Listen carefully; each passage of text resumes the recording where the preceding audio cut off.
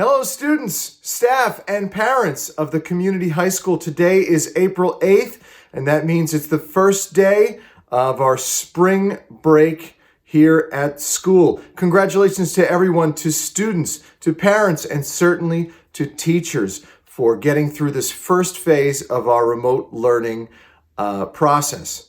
We appreciate all the work that everyone has done, and you should pat yourselves on the back and enjoy the time off that you have coming up. Right now, Thomas Bryant is back with some more happy birthdays before we go. Take it away, Thomas. Hey, hello everybody. I'm back with some more birthdays this week. So this week we have Christy McNabb, whose birthday is on Tuesday, April 7th. Rancel Vicioso, which is on Friday, April 10th. We have Kevin Montes, which is on Saturday, April 11th.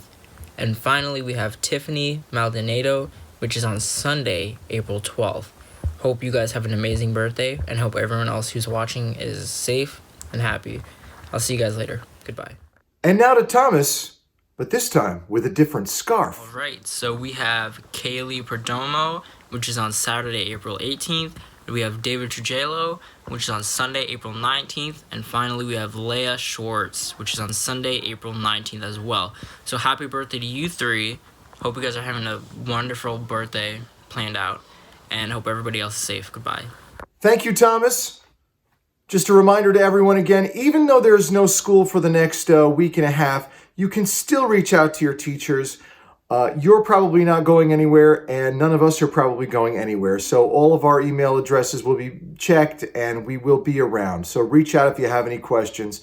And don't forget, you can follow Community High School on Facebook, Twitter, Instagram, and now this YouTube page. And don't forget to subscribe to this YouTube page so you get a little alert every time we put something up.